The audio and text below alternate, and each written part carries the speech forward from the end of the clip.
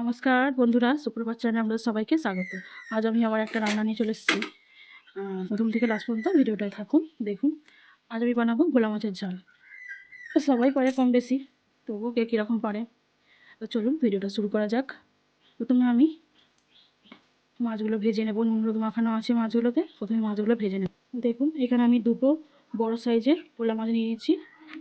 নুন হলুদ মাখিয়ে এবার তেল দিয়ে দিয়েছি কড়াইতে। তেল গরম হলেই মাছগুলো আমি ভেজে নেব। তেল গরম হয়ে গেছে, তেল থেকে ধোঁয়া উঠতে শুরু করে দিয়েছে। এবার আমি গ্যাসটা কমিয়ে দিয়ে মাছগুলো দিয়ে দেবো। আমি সরষের তেল দিয়ে পুরো রান্নাটা করবো। দুটো করে ভেজে নেবো, কারণ মাছগুলো একটু বড়ো আছে। দেখুন এই দুটো মাছ আমার ভালো হয়ে গেছে, এবার এগুলো আমি তুলে নেবো। এই দুটো মাছ আমি আবার একসাথে ভেজে নেবো। সেই মাছগুলো আমার ভাজা হয়ে গেছে, এবার আমি তুলে নেবো। মাছগুলো ভাজা হয়ে গেছে, এবার আমি মশলাটা করে নেবো। আর একটু তেল দিয়ে দিলাম, তেলটা কমে গেছিলো। তেলটা গরম হয়ে গেছে, এবার আমি এর মধ্যে একটা বড় সাইজের পেঁয়াজ দিয়ে দেবো।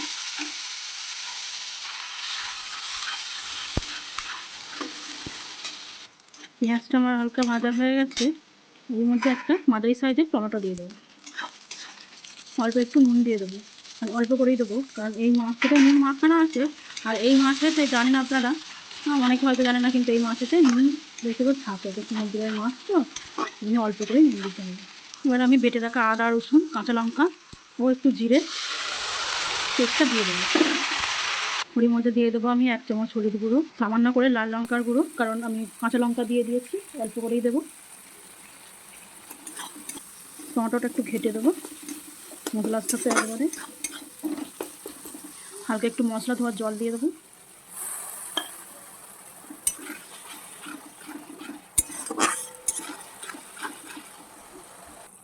দেখুন মশলা কিন্তু আমার তেল ছেড়ে দিয়েছে, তার মানে মশলাটা আমার হয়ে গেছে। ওরই মধ্যে আমি আর একটু জল দিয়ে দেবো, কারণ মাছটা একটু সিদ্ধ হবে, তো একটু অল্প করে আমি জল দিয়ে দেবো। গন্ধ উঠে গেছে মাংসের মতো।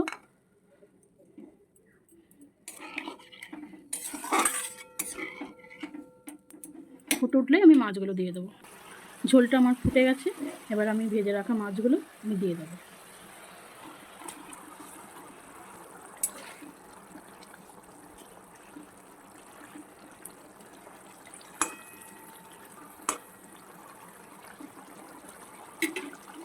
খানিকক্ষণ ফুটে উঠবে, তারপরে আমি ঢেলে নেবো এগুলো।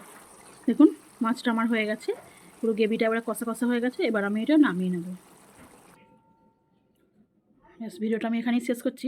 ভালো লাগলে লাইক করবেন, শেয়ার করবেন, সাবস্ক্রাইব করবেন, কমেন্টস করে বলবেন কেমন হয়েছে। ধন্যবাদ।